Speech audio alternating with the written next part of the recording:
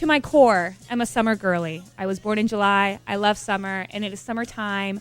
And I figured, maybe I've talked enough about my wedding. So I came up with a summer do's and don'ts kind of list. I like it. it. And it's your birthday month. It is my birthday month. So we can start talking about your birthday. Yeah, so I know. Keep making things about me, shall we? Yes. But yeah, I came up with a little do's and don'ts for summer. Okay. Let's hear it. Yeah, first and foremost, obviously, and I emphasize this all the time, to wear SPF. Find a moisturizer that has SPF and wear sunscreen every single day, even if you're not outside. Protect your skin. I started going to the dermatologist more regularly this year, and I think it's one of the best decisions I've ever made. And she just cannot emphasize enough to wear SPF. But also don'ts is obviously like, I feel like this summer maybe it was because of the wedding, but I was like, man, I really want to get like my base tan. I want to like lay out by the pool. But the heat this summer is like unbelievably, the heat index is insane. And it's just like not worth it. We have a heat dome right now over the United States. That's Like a little heat bubble. Yeah, and it's just not worth it. Last summer, I did get heat stroke at one point, and I was probably the sickest I've ever been for like 3 whole days. And it was the worst experience I think I've ever had. Because you go outside, you're like, yeah, it's hot, but I'll drink water or whatever. Like, no, it didn't really hit me until I got home, and I was like, no, I was violently ill. You're so skinny, you might just evaporate. Jeez, Al. I mean, that'd be better than getting heat stroke. So I just can't emphasize enough. Okay, a summer do. If you can, plan a trip. Maybe not for this summer, but maybe for next summer or for the fall. I feel like I'm in the part of life where I have the luxury of being able to get on a plane and not really, like, I don't have kids. There's a lot of things I can do in this time of life. So even though we did just have this really big wedding and vacation and stuff, I already started planning trips for the fall. So Brian and I are planning a trip to Nashville this fall. I'm really excited. Love Nashville. I'm also planning a girls trip with some of my girlfriends to Los Angeles, to California for a weekend. So it's like, I feel like I don't want to enjoy it. I don't want to look back at like my late 20s and be like, man, I should have at least traveled a little bit And more. experiences are way better than buying something that you're just going to hold on to for a couple of years. But even if you do have kids and maybe you don't want to get plane tickets, just go on a road trip. Go for a drive and go somewhere cool. Yeah, or just plan a little trip. And then also kind of along the same lines, don't keep putting things off that you've been wanting to do, whether it is plan a trip or to sign up for an extra class for next semester or start a new book that you keep saying like, okay, I'm going to do this summer. Stop putting it off. For me, it's a scrapbook. I keep saying I'm going to put together a scrapbook, and I haven't started it yet. So I think that's what Instagram is.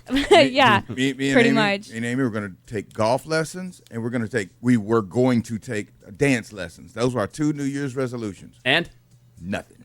Well, now's the time. Kelly, weren't you going to do golf lessons too? She had. Well, You are. I have a few, but it's just now it's so brutally hot.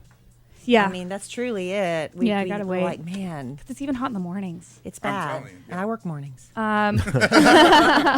Another summer do is to share your book and TV recommendations. Don't gatekeep that stuff. There's like so many streaming services that I almost feel like it gets overwhelming that I need somebody to tell me like what to watch and like what to read, right? Like I just feel like it gets overwhelming. Me personally right now, I'm reading a book called Happy Place by Emily Henry. Highly, highly recommend. It's like a little rom-com type book if that's what you're into.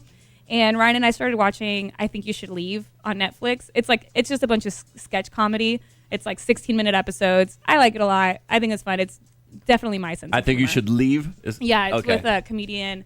I think Tim Robinson is his name. Do you trust the Netflix What We Think You Should Watch feature? I don't either. Absolutely not. Every time they've given me something. And I'm I've even done the thing where I like pick the shows that I like so that it curates my own little Netflix For You page. It hasn't worked for me. No, because all they do is recommend the Netflix originals. That's why we need somebody to tell us. We just started the Ultimatum, the queer one, where it's like lesbians and they're all hanging out and hooking up with each other. It's good. That one sounds like it'd be very difficult. It's to like you maneuver. would think so, but it's very juicy. No, that's what I'm saying. It'd be difficult to like maneuver. Like how it's just so hard to see your partner with somebody else. Yeah. That's what makes it That's juicy. what makes it juicy. Yeah. Something else that we're gonna do. Or I guess not do. We are all gonna stop signing up for workout classes and then canceling the day of. Yeah, And all of us. When you say we, you mean? I mean me. It's Anna. Okay. Yes, but you know what? Because I have been notorious for doing that. Last time that I went to my Pilates class, I actually made a friend. And we added each other on like the app where you schedule things. And hold each other So now accountable. I'm being held accountable by my Pilates friend, go. which is, I think, nice. You need a workout Good. buddy to help you out. Yeah, just to keep you accountable. That's a stretch. Also, something that we're not going to do this summer, and I'm sorry, but somebody has to say it. We're not going to be mean on social media. I'm Please. so over it. I'm so over it. Just because something is on your feed does not require your opinion. You've never been mean on social media, Kelly. I'm just over it. I'm tired of people just being mean on social media. And if you do want to type something mean out to a celebrity or anybody, a friend or whatever, write it, read it to yourself, and delete it. That way you got it off your chest. You don't want people commenting rude things on your posts. Don't do it to other people. And if you're not going to say it to someone's face, don't say it online. Mm-hmm. Period. Words to live by. And then my last little summer do that I have is just to make yourself a good playlist, get some sunshine, enjoy some quality time, and enjoy the summer. I love summer. It's my favorite season. Happy that we're in it. And that's all I got. We made it. We made it to summer.